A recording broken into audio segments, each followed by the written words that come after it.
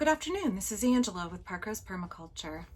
I am standing in my dad's potting shed, 1 block away from my permaculture food forest in Portland, Oregon.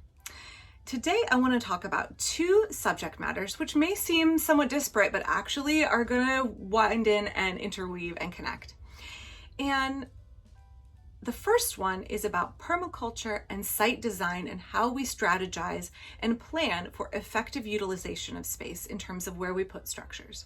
The second one is that I'm going to be repotting a number of my dad's orchids today and talking you through that process. So, this is a channel where we talk about permaculture, so having exotic houseplants may seem a little bit strange, but my mother was an avid gardener and she loved her houseplants as much as the outdoors. And my dad also really carries on that tradition of keeping houseplants and enjoying them. And I find that particularly as we get older or if we have a disability, being able to bring the outdoors into us is good permaculture. Being able to keep houseplants and enjoy green living things and keep us rooted and connected to nature, even when we can't get outside the house, is really important. So don't feel that if you are a houseplant junkie and you collect exotic plants, that is somehow not able to be justified by the philosophy of permaculture. It absolutely is. It's good self-care, it's good people care, and it's a good way to remind us of our connection to nature. So let's talk briefly about utilizing space. So this potting shed here is one that I'm very jealous of. I don't have a potting shed on my property. I have plans for one. I have spent a long time observing my property, permaculture principle, observe and interact. Observing my property, thinking about how I use the space, and strategizing for where I want to put a shed in the future. I have a storage shed. I would like to tear it down and build a studio / workspace / place for my 2 eldest daughters to crash if they want to have a transitional space where they are starting to live on their own. And behind it, I would like to build a potting shed. I have some space that is kind of wasted, empty space, and it feels like a great place for a lean-to potting shed. And my inspiration for that space is this one that I'm standing in now. So this shed is behind my dad's garage, and it is a space that just had gravel and like clutter from the previous owner underneath it. It was completely wasted, underutilized space. And my mother thought about where can she fit a potting shed on this property, knowing she had lots of houseplants to care for, lots of greenhouse plants to care for. And what she saw was a space that could be harnessed and used more effectively. So in permaculture, we talk about zones, starting with zone 0 and 1 in the house and directly outside, and progressing all the way out to zone 5, which is wilderness. The smaller the zone number, the more frequently we visit that space. And the larger the zone number, the less frequently we have to tend to items in that space. So we put things like a pot of strawberries up on our zone 1 right outside the house out the back door, because we know that little pot needs to be watered every day. So we put things in these smaller zone numbers that we know need more caretaking from us. But the converse is also true. We put things in zones that are a lower number that support us on a more regular basis. Think about it. Your home has your kitchen, your bathroom, all of these things that you need multiple times a day, your sleeping space. And all the way out into the wilderness where there's nothing out there that directly supports your daily needs other than plants creating oxygen, but it does support some of your long range needs. So if you are somebody who does a lot of plant propagation, if you're somebody who has houseplants, if you're somebody who needs a potting shed, then having it in a smaller zone number, maybe zone 2, maybe zone 3, like where I keep my chickens and my bees, means that it is somewhere where it is close enough to support you and your needs. And what I found with permaculture and effective design is that if we put things in a place where we happen to pass by them and happen to interact with them at the times that we need them, those places, those spaces, those objects will be more beneficial to us, will be more successful, and we will overall be more successful permaculturists. Let me give you an example. My golden raspberries flank the walkway down to my chicken coop.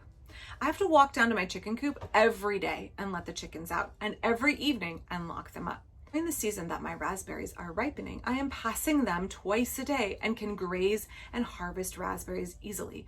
I don't have to make an extra effort to walk way out to some raspberry patch. They're already on my walk to the chicken coop. So in that way, I use smart, simple permaculture design to put things in my pathway, put things along my trail that I utilize every day in order to access them. So in terms of putting a potting shed where you're going to use it, I love the fact that my mom really focused on taking a space that was wasted space and saying, I don't want any portion of my property to be underutilized.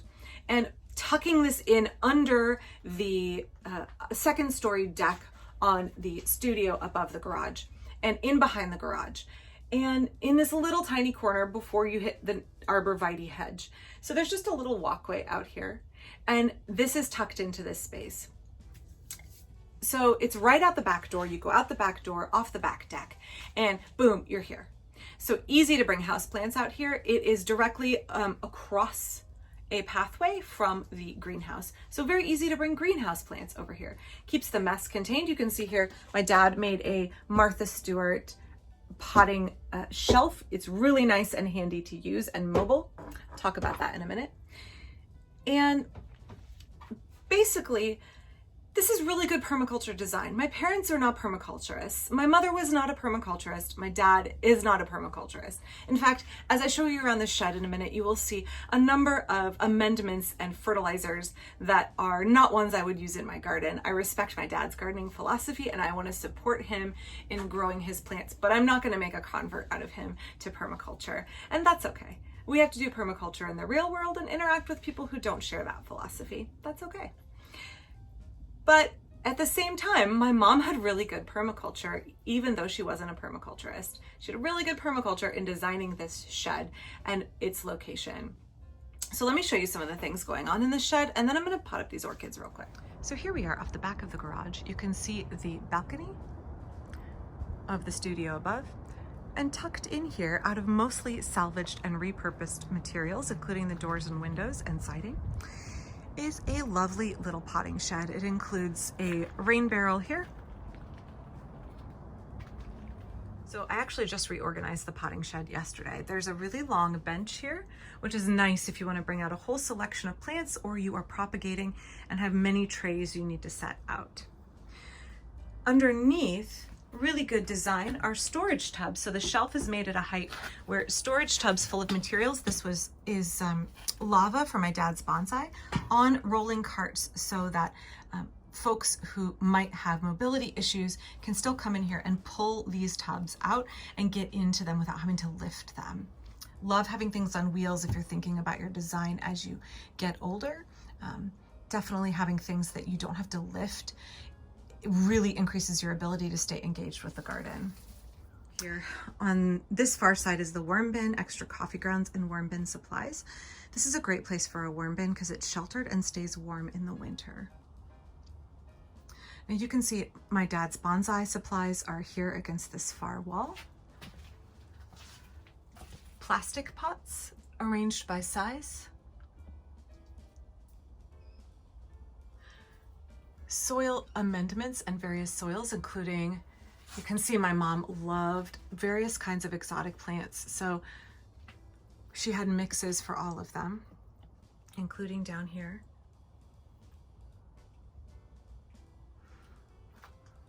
All the coconut core and coconut fiber stored down here.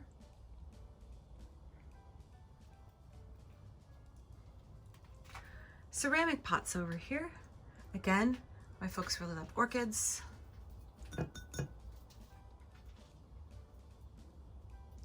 And on the top shelf are things we don't use as often. So the really large pots, window boxes that haven't been used for a while, and things we're going to use on a regular basis, we have right within reach, right? Simple permaculture design. Plant supports and stakes. And then all of the hand tools are down here in this 5-gallon bucket.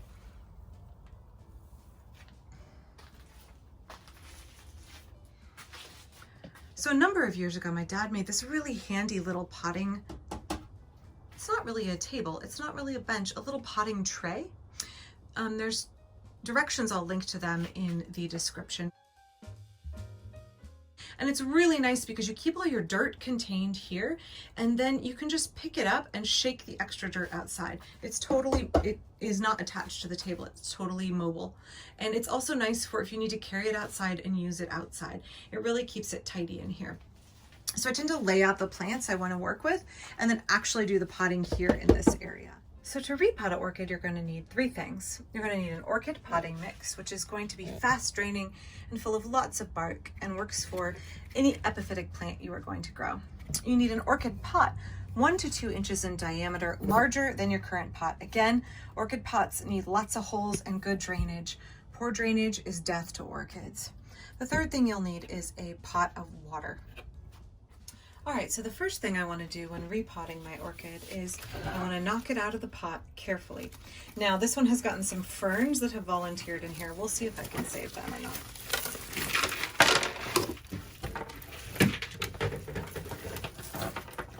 So you can see right away the roots are really overgrown, and with orchids it's okay to trim the roots. So what we're going to do to separate this out without damaging the roots is we're going to try and gently knock off what dirt we can, kind of tease it apart at the bottom here.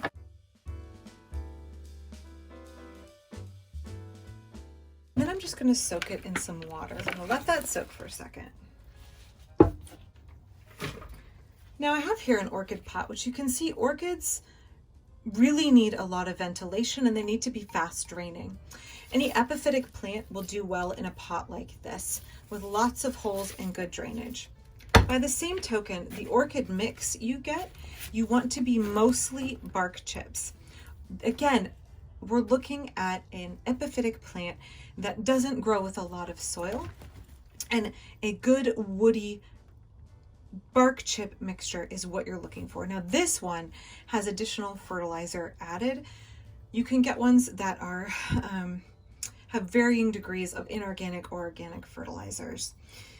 That means your orchid will make it probably a year before you need to fertilize again. When folks say, isn't fertilizing your plants not in keeping with permaculture? We're growing things in pots and they have a limited amount of resources. So being sure that we add nutrients is important because they will use up the nutrients in the confined space of a pot. So keep in mind, wear gloves when you use this. It's very splintery. Wear gloves.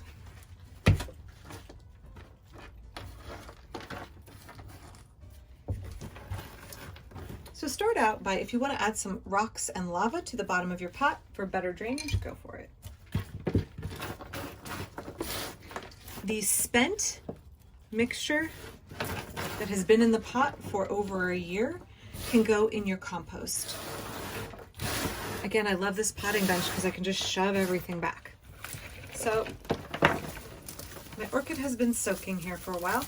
I'm going to remove the ferns.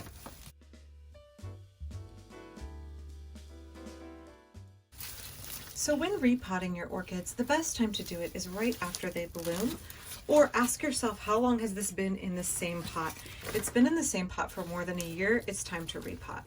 Now this orchid is looking a little sad. That's okay. I want to remove the almost spent flower here.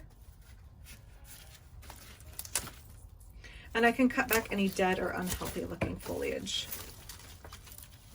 At the same time with orchids, they may need a little bit of a root pruning. So I'm going to snip a little bit of the excess off so it'll fit into my pot. Now generally, you want the orchid to be in a pot 1 to 2 inches in diameter larger than it was in previously. But obviously, if you're dividing your orchid, then it's going to go in a smaller pot.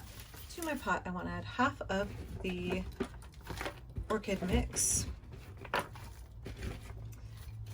And then I'm going to add my orchid. Then you want to backfill. Some folks use a chopstick. If you can't get your fingers, here we go. If you can't get your fingers down in there because there's too much foliage, you can use a chopstick to help you get it in. Orchids can be a little top heavy when you transplant them, so you just want to make sure that it's seated comfortably in the pot. And then I want to give it a good drink, and I want to put it in the greenhouse and let it do its thing. It'll probably take at least 6 months to rebloom, and that's okay. Again, this orchid has been a little bit neglected lately and it looks a little sad, but it will Really, really appreciate the boost it gets from being put in this pot, a larger pot with additional feed. So I hope you got something out of this video. If you did, please give it a thumbs up. Please consider subscribing to my channel to learn more about permaculture design. If you are thinking about putting a structure on your property, really take that time to observe and interact, and the slow, small solutions will come in time, and you will be able to better utilize your space for having been patient and taking the time to design really well for your space. Thanks. I'll be back soon.